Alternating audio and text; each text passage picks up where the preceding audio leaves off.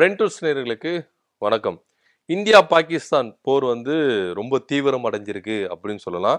இதுல பாகிஸ்தான் மண்டி இட்டுடும் அப்படின்றதுதான் பெரும்பாலும் என்ன பண்ணது கணிக்கப்படுது. பகல்காம்ல நடந்த அந்த தீவிரவாத துர்ச்செயலால 26 பெண்களின் குங்குமம் அழிக்கப்பட்டது. அதன் காரணமாகத்தான் இந்த தீவிரவாத முகாம்கள்ல, அதாவது காஷ்மீர் ஆக்கிரமிப்பு பகுதியில, பாகிஸ்தான் ஆக்கிரமிப்பு பகுதியில இருக்கிற தீவிரவாத அமைப்புகள் மீது கிட்டத்தட்ட 9 அமைப்புகள் மீது என்ன பண்ணியிருக்காங்க, தாக்குதல் நடத்தியிருக்காங்க. வெற்றிகரமா முடிச்சிருக்காங்க. அதுக்கு அவங்க திருப்பி பதிலடி குடுத்தாங்க. நம்ம இந்தியாவும் என்ன பண்ணிருக்கு, பதிலடி குடுத்து அது வான்வெளியிலேயே என்ன பண்ணிருக்காங்க, அழிச்சிருக்காங்க. சோ இந்த விவகாரம் இப்படி நடந்துட்டு இருக்கும்போது, இதுக்கு பேர் வச்சாங்கல்ல, சிந்தூர். நான் சொன்னல, முன்னாடியே சொன்ன மாதிரில, அந்த பெண்களுடைய குங்குமத்தை அழித்ததின் காரணமாக இதுக்கு பேர் வச்சிருக்காங்க. ஆபரேஷன் சிந்தூர் அப்படின்னு சொல்லிட்டு அனௌன்ஸ்மென்ட் பண்ணி நம்ம பதிலடி கொடுத்தோம். போர்லாம் தொடுக்கல, பதிலடி தான் கொடுத்திருக்கோம்.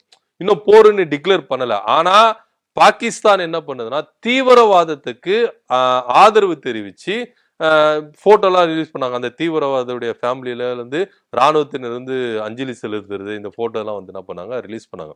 சோ அவங்க ரொம்ப தீவிரவாதத்துக்கு சப்போர்ட் பண்றாங்க. அந்த தீவிரவாதத்தை ஒழிக்கணும் அப்படின்னு சொல்லிட்டு தான் நம்ம பதிலடி கொடுத்தோம். நம்மள தாக்குதல் பண்ணாங்க, அதுக்கு நம்ம பதிலடி கொடுத்தோம். அவங்க சும்மா இருந்திருக்கலாம். ஆனா திரும்பவும் அவங்க தாக்குதல் பண்றாங்க. ஆனா இந்தியா பார்த்துட்டு சும்மா இருக்காது அப்படின்னு சொல்லிட்டு நம்ம பாதுகாப்புத்துறை அமைச்சர் ராஜ்நாத் சிங் என்ன சொன்னார்னா, இந்த ஆபரேஷன் சிந்தூர் கண்டினியூ ஆகும் அப்படின்னு சொல்லிட்டார். இது ஒரு புறம், அந்த போர் விஷயம் அப்படி இருக்கட்டும். ஆனா ஒரு சிலர் இந்த பதற்றமான சூழ்நிலையும் ஒரு சிலர் குளிர் காயிறாங்க அப்படின்னு சொல்றாங்க. இப்போ இந்த டைம்ல இது ரொம்ப முக்கியமா, இப்போ இந்த டைம்ல வியாபாரம் ரொம்ப முக்கியமா அப்படின்ற கண்ணோட்டத்துல நிறைய பேர் கேட்குறீங்க. நாட்டுல என்ன மாதிரி ஒரு பதற்றமான சூழ்நிலை போயிட்டு இருக்கு, என்ன மாதிரி ஒரு அடுத்து என்ன நடக்குமோ, என்ன பண்ண போறோமோ அப்படின்ற ஒரு சூழ்நிலை இருக்கும்போது, இதுலயும் நீங்க என்ன பண்றீங்க, உங்க பிசினஸ் திணிக்கிறீங்களே அப்படின்னு சொல்லிட்டு ஒரு புறம் கருத்து சொல்றாங்க. இன்னொரு புறம் என்ன சொல்றாங்கன்னா, சோ மோடி அவர்களுக்கு இங்க பாகிஸ்தான் கொடுக்கிற பதிலடிக்கு நம்ம எப்படி திருப்பி பதிலடி கொடுக்கணும், அவங்களுடைய கவனம் எல்லாம் அங்க இருக்குதா, இல்ல இத தீக்கி இவருக்கு கொடுக்கறதுல இருக்குதா அப்படின்ற மாதிரியும் விமர்சனம் வருது. என்ன நடந்தது அப்படின்னு பாத்தீங்கன்னா, இந்த ஆபரேஷன் சிந்தூர் அப்படின்ற பேரை ட்ரேட்மார்க்கை ரிலையன்ஸ் குழுமம் வாங்குறதுக்கு என்ன பண்ணிருக்காங்க, போட்டி போட்டிருக்காங்க. கிட்டத்தட்ட பாத்தீங்கன்னா 5 நிறுவனமோ 4 நிறுவனம் என்ன பண்ணிருக்காங்க, போட்டி போட்டிருக்காங்க. சோ இது பாத்தீங்கன்னா, இப்படி போட்டி போடும்போது மோடி அரசு அது ரிலையன்ஸ்க்கு தான் கொடுக்கணும் அப்படின்ற மாதிரி தகவல் வந்திருக்கு. சோ இது முழுக்க நாடு முழுக்க பரவுனதுனால இப்போ இந்த டைம்ல இது ரொம்ப அவசியமா, என்ன மோடி அவர்கள் இப்படி பண்ணிட்டு இருக்கீங்க அப்படின்னு கேள்விகள்லாம் கேட்க போக, என்ன அம்பானி அவர்கள் நீங்க இப்படி எல்லாம் பண்ணின்றீங்க, நீங்க இப்படி மனுஷனா அப்படின்ற அளவுக்கு கேட்க போயிட்டு அதை உடனடியா என்ன பண்ணிருக்காங்க, கைவிடப்பட்டிருக்காங்க. சோ இந்த ட்ரேட்மார்க்கை வச்சு என்ன பண்ண முடியும் அப்படின்னு பாத்தீங்கன்னா, இந்த சிந்தூர் அப்படின்றத இந்த ட்ரேட்மார்க்கை வச்சு என்ன பண்ண முடியும், நாளடைவுல சினிமா படங்கள் எடுக்கலாம், அதே போல பாட்டு ரிலீஸ் பண்ணலாம், அதே போல சாரி, ட்ரெஸ், அது மாதிரி உடைமைகள்.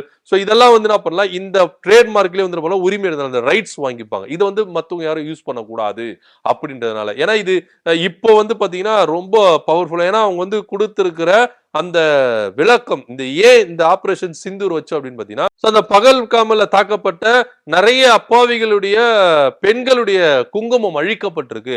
அதுக்கு எல்லாத்துக்கும் பதில் சொல்ற விதமா தான் இந்த ஆபரேஷனுக்கு சிந்தூர் அப்படின்னு நாங்க பேர் வச்சோம் அப்படின்னு சொல்லிட்டு என்ன பண்றாங்க, மத்திய அரசு என்ன பண்றது, விளக்கம் கொடுக்குது. சோ இதை நம்ம கையில எடுத்துட்டா நாளடைவுல நம்ம ப்ராடக்ட் எல்லாம் ஈஸியா மக்கள் மத்தியில போயிரும், அதிகமான லாபம் பெறலாம் அப்படின்ற ஒரு நோக்கில தான் ரிலையன்ஸ் குழுமம் இதை வாங்குறதுக்கு ரொம்பவே முயற்சிக்கிறாங்க, ட்ரை பண்றாங்க. அதுக்கு மத்திய அரசும் அவங்களுக்கு சப்போர்ட் பண்றாங்க அப்படின்னு ஏற்கனவே பாஜக அரசு மேல ஒரு பதிவு இருக்கு. என்ன அப்படின்னு பாத்தீங்கன்னா, இந்த பாஜக அரசுக்கு அதானிக்கும் அம்பானிக்கும் தான் செயல்படுறாங்க, மக்கள் ஏழை எளிய மக்களுக்கு செயல்படுதுன்னா இல்ல. ஏன்னா அவங்க மேல ஏகப்பட்ட அலிகேஷன், ஏகப்பட்ட குற்றச்சாட்டுகள், ஏகப்பட்ட ஊழல்கள், ஏகப்பட்ட இடி, ஏகப்பட்ட சிபிஐ வழக்கு, ஏகப்பட்ட வருமான வரி வழக்கு இருந்தாலும் அது எல்லாத்தையும் கண்டுக்காம நடுத்தர மக்களையும் ஏழை மக்களையும் ரொம்ப வாட்டி வதைக்குது இந்த பாஜக அரசு அப்படின்ற ஒரு குற்றச்சாட்டு பரவலா எல்லார்கிட்டயும் பேசப்பட்டிருக்கு. சோ